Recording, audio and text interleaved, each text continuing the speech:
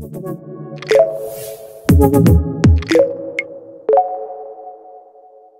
just start out by having you explain who you are, a little bit about your background, and what you are doing these days. Sure. So my name is Joe Dispenza. I've written 4 books. My first book was called Evolve Your Brain, The Science of Changing Your Mind. Then I wrote another book called Breaking the Habit of Being Yourself, How to Lose Your Mind and Create a New One. And that book kind of caused me to head more to a practical approach. In other words, the science behind what is now kind of mainstream more than 15 years ago was a whole different world of consciousness. So I wanted to start bridging just the philosophical component to more of the practical applying. Then I wrote another book called You Are the Placebo, Making Your Mind Matter. And in that book, I wanted to demystify the process of teaching people the same science of how the placebo works, but instead of relying on something outside of you in order to alter your internal state, can you do it by thought alone?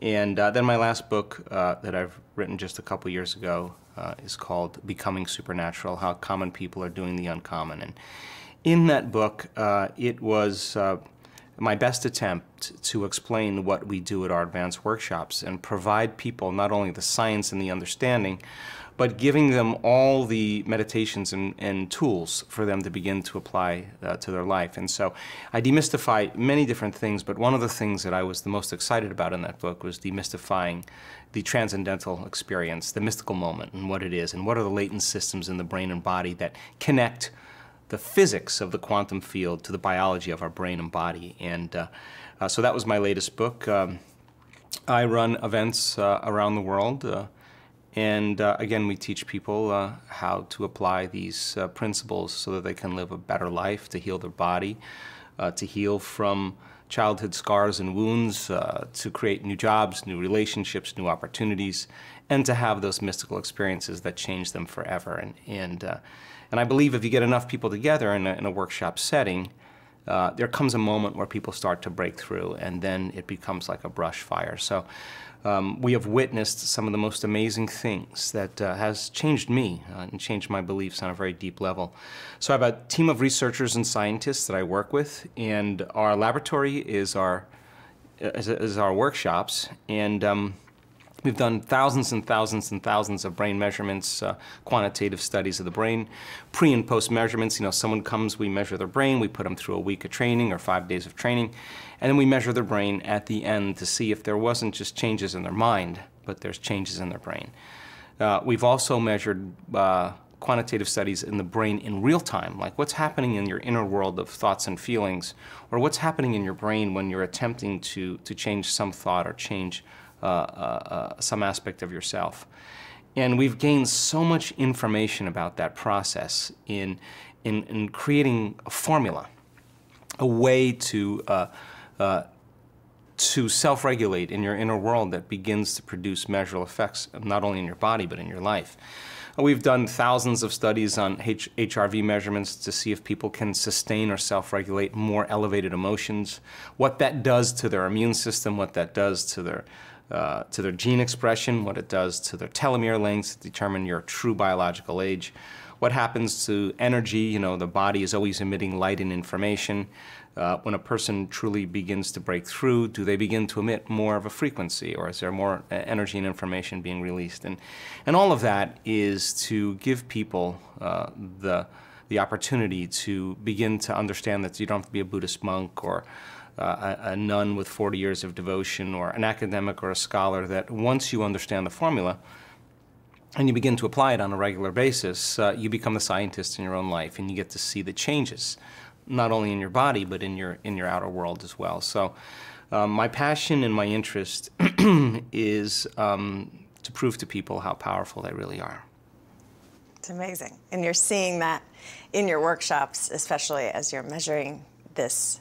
Yeah, I think that I'm waking up in my dream. That if you said to me 10 years ago you're going to witness what you're witnessing presently, I probably wouldn't have believed you. But we are witnessing some of the most amazing healings and transformations that are happening. And it's so important to understand this, because 15 years ago it was all about the philosophy, the theory, the science, the knowledge, the intellectual data.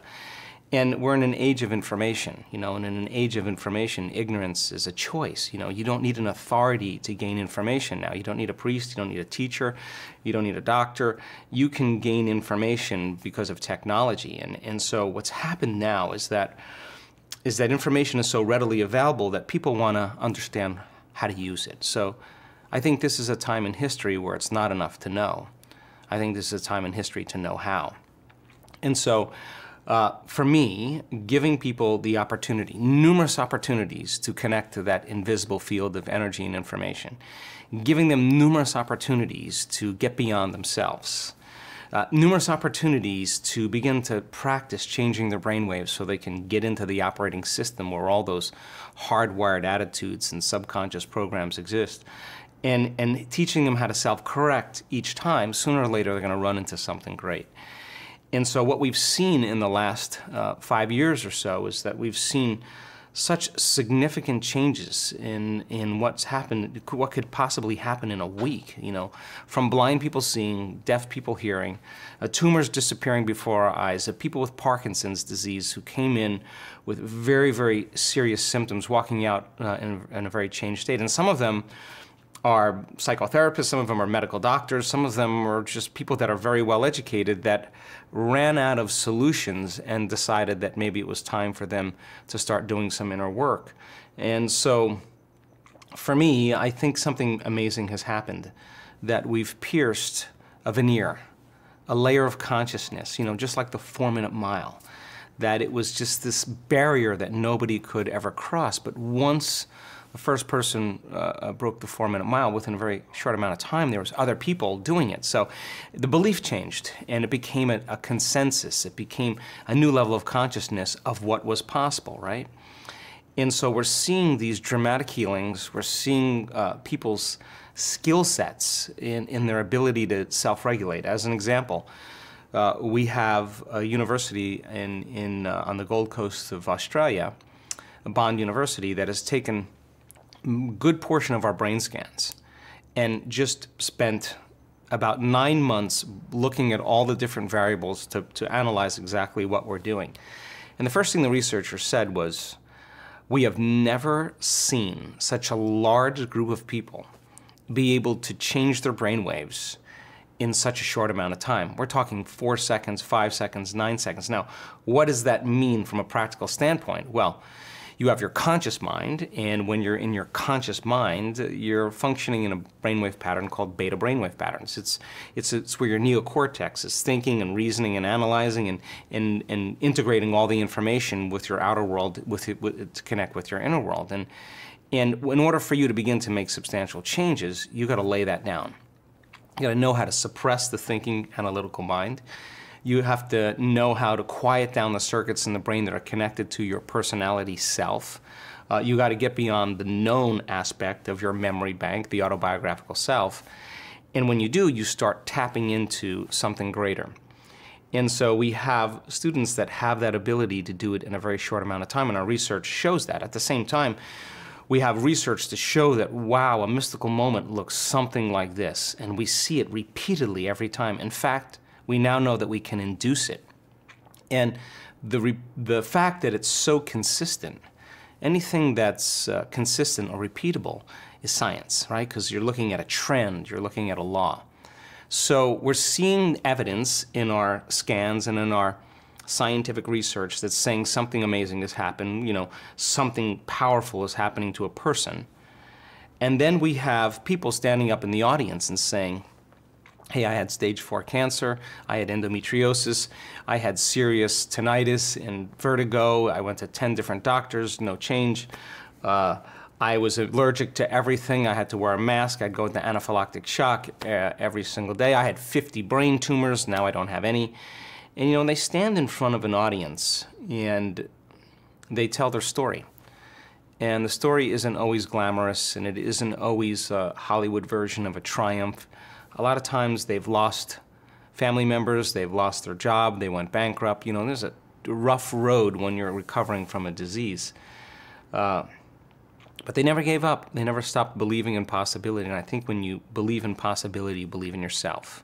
When you believe in yourself, you believe in possibility. So they stand in front of an audience, and I stand on a stage, and I'm looking out at the audience, and I'm watching 1,500 people with tears rolling down their face, because the evidence of this person and the story and their humility and their simplicity and the way that they're not using their own accomplishment to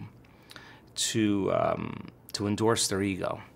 In fact, they've worked so hard at overcoming their ego every single day that they figured out they wouldn't build it up the next day because they'd have to face it again the next day. So they've made great strides in getting better at connecting. They've made great strides of understanding that they could signal new genes because they saw the evidence, right? So they tell their story, and everybody in the audience is leaning in.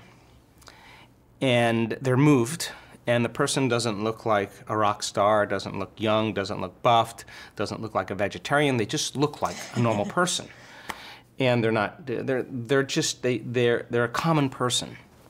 And that's so important because it allows people to associate and identify with, oh, well, that isn't Jane on the television commercial who's in her 60s and looks fit and slim, and she's got this disease, and well, if she's got it, or don't look anything like her, I'm gonna get it. It's just that you start really starting to see some veils being removed. And when they tell their story and they finish their story, people are so moved that they understand that it's possible for them. So the side effect of that is you assign more meaning, more intention behind what you're doing. And when you do, you're investing a stronger energy or a stronger intention to an outcome. So now you have evidence in the science that says you don't have to be anybody special. The brain scans are there, the genetic tests are there, the immune tests are there, telomere tests are there, and then you have this incredible community of people giving testimonials. And those testimonials are, people with strokes that were paralyzed, for 2 years, that's a doctor of law who had no belief that he was ever going to heal, who now is lifting his arm above his shoulder. Wow. In a week-long event, and you watch this, or a blind person who was blind since she was at birth, 3 months old, who's now seeing for the first time faces and not just shadows and outlines. I mean, she had 5% vision. It's going to change you on a very gut level because you're witnessing miracles that are of biblical proportion, right? And you're in the presence of this. So now you have evidence with people telling stories, and stories are such powerful teaching tools. Allegory is an amazing way that people can associate, and that's what was used in folklore and tradition. So you have evidence here, scientifically, and then you have evidence where people send their brain scans in, send their eye scans in, send their blood tests in, and we have this large body of real powerful transformation. You have a footprint in consciousness that's being left for other people to step in, or footprints in consciousness to step in. Why? Because when a person stands on the stage who has stage 4 cancer or a rare genetic disorder that medical science has no solution for, and there just happens to be a person in the audience with the same rare genetic disorder, you see that person latch on to the understanding, and instead of taking them 2 years to reach that pinnacle moment where they heal, they do it in 3 months. Why? They stepped into the same footprint in consciousness, and it got them there faster. So then, by the same means, you have evidence before you, and the evidence is causing information to be exchanged in 3-dimensional reality. That is so important because you need 1 foot in the real world and 1 foot in the quantum world to begin to say, okay, something is happening here that's really powerful. Something's happening here that's really transformational. And it's a movement.